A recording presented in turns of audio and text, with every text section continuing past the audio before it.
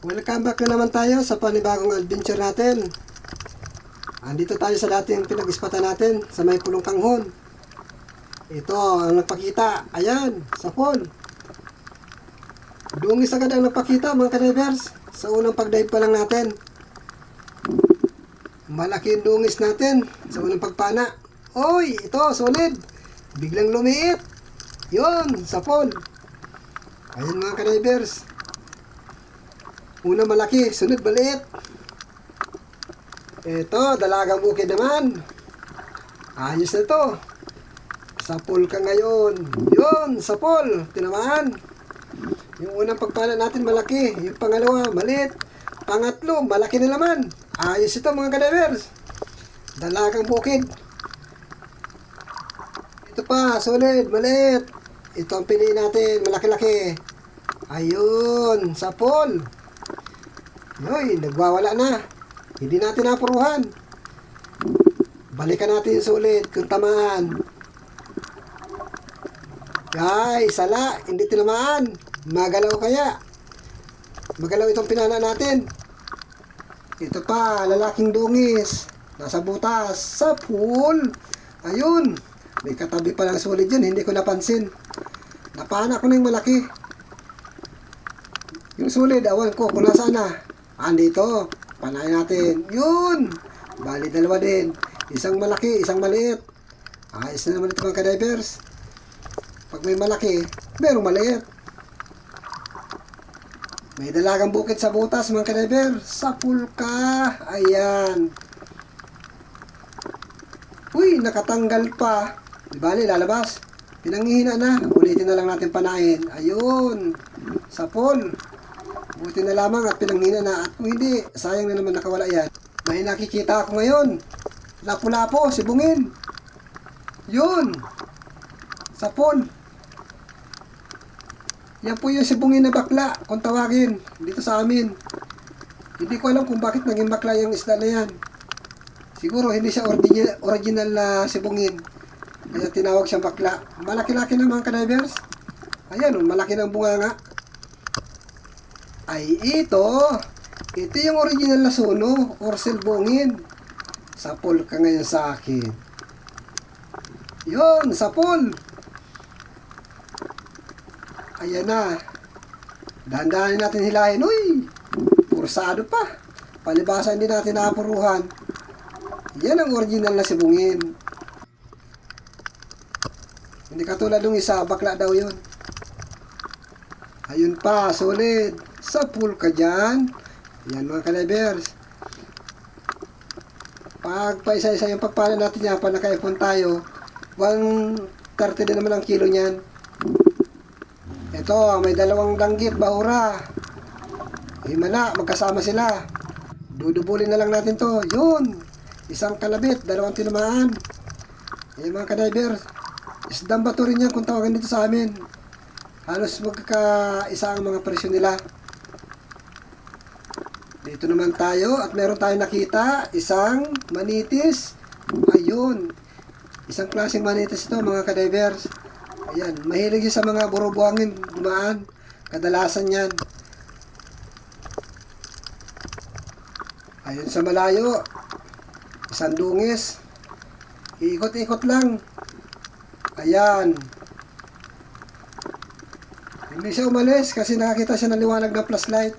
Parang banu-banuin siya sa liwanag ng flashlight. Kaya hindi siya tumakas. Ito, manitis. Ito yung sabi ko ibang klase. Ayan. Ito, mahilig naman ito sa bahura. Napunta rin naman siya sa mga burubuhangin. Pero kadalasan, andito yan sa mga bahura, nanginginain.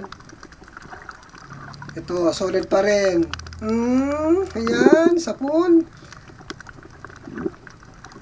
Parting tail ang tama mga kadivers. Pag ganyan ang tama, delikadong mapunit. Oy, dungis pa rin. Sa pool kan dungis ka. Ayan. Paisa-isa na lang ang dungis dito sa bahurang ito. Dati maraming dungis dito mga kadivers. Ngayon, paisa-isa na lang. Pasampa-sampa lang naman ang isda dito pag may pagkakataon. Nasampa sila dito sa bahurang ito. Ito pa, mayroon pang dungis. May sunod-sunod na rin yung dungis. Mababait pati. Yun, sapol. Nagitik, napuruhan. Ayan mga ka-divers. Mga tira-tira na lang siguro ito o bagong sampada. Uy, may talagbago. Dalawa sila magkasama. Ay, magkasundo. Hindi sila naghiwalay. Unahin natin itong isa. Yan. Uy, swerte ko naman at hindi nabulabog yung isa. Talagang inaantay pa talaga yung kasama niya na lumangoy. Ay, papanayin na natin to. Yun. Hindi na kayo maghiwalay. Magkasama na kayo. Ayan mga ka-divers. 140 pa rin ang kilo nito. Isdang bato ito mga ka-divers. Ang tawag naman sa isda na ito ay tikwi. Maganda ang kulay. At masarap itong ipaksiw mga ka-divers. Ayan. Tikwi ang tawag dyan. Kulay pa lang talaga. Talagang masarap. Yun pa. May kasama pala ito. Andito sa may parting unahan. Yun. Nakapulit pa. Alay, natakasan din naman tayo. Sayang. Ito pa. Danggit bahura. Nakadapa-dapa lang ito. Yun. Kahit maraming down-down ang dagat. Ang tawag namin yun sa down-down nun ay taratainga. Ito pa, mayroon pang isa. Dalawang danggit pala ito mga ka-divers. Medyo may distansya lang ng konti. Yun. Salamat at nakuha din natin. May nadaanan tayong maduming bahura. Siya na nga ito. Maraming taratainga. Nasaan na kaya? Oy! Alatan! Sapon? Oy, dahan-dahan na natin. Baka makapunit. Oy, sabi ko na. Hindi mo nakapunit. Nakabunot lang. Nasaan na yun?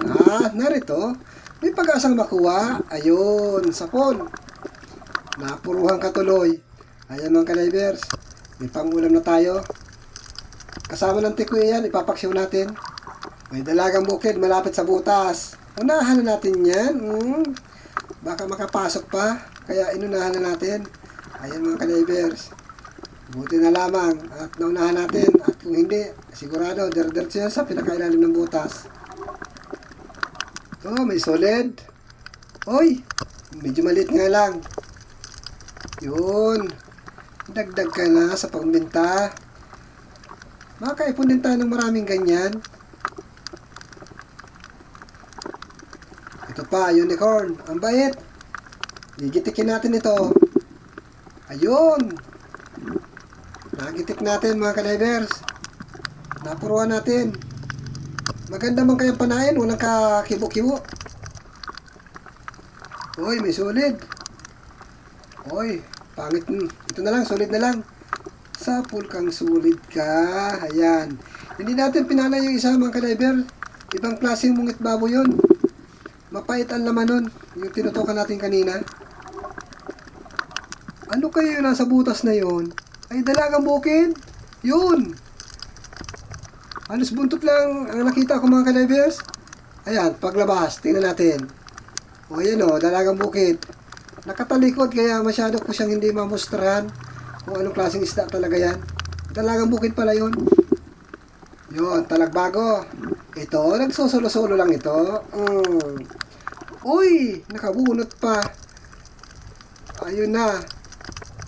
Yun, buti na lang. At hindi nagsuot sa bato. Hindi siya sumuot sa mga butas. May isang dalagang bukid ngayon, naglalangoy-langoy. Yun, humarap ka lang. Bago siya humarap, pinala na natin mga ka-divers. Buti naman natin. At hindi nakapunit sa sima. Ito pa, may solid. Yun, sapol. Bilugin ito mga ka-divers na sulit. Ang sabi nila, lalaking sulit. Ito na naman, meron naman tayo nakikitang yun. Masaan ka? Ayan. Dungis mga ka-divers. Kapaan na naman tayo ng dungis dito. Ito, solid. Ayun, sapol. Alam ko may mga kasama nito dito. Hanapin natin dyan mamaya sa mga butas na yan. Uy! Manitis! Ayun, sapol. Nakapuruhan natin. Nagitik natin mga ka-divers. Ito pa, dungis na lalaki. Ito, may sungay. Yun, sapol. Pag ganyan mga ka-divers may sungay, lalaking dungis yan. Nagpaikot-ikot na. Pag hindi talaga nagigitik, ang hirap niyan hawakan. Baka tayo matinik. Ito pa, may pusit. Mukhang mailap yung pusit. Oy, ayaw mo palapit oh. Oy, kumupsit na. Wala na. Wala na. Ito, tikwi. Sapul kang tikwi ka dyan. Ayan, sapul. Ayan mga ka-divers.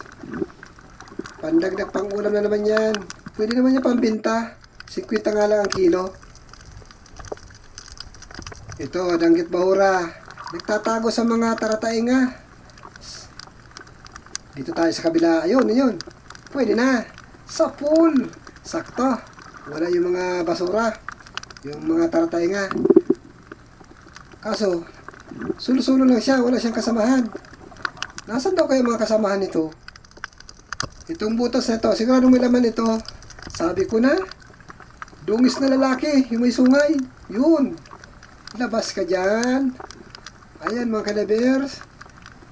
Sabi ko na, may laman yung butas na yun. Dungis nga lang na lalaki.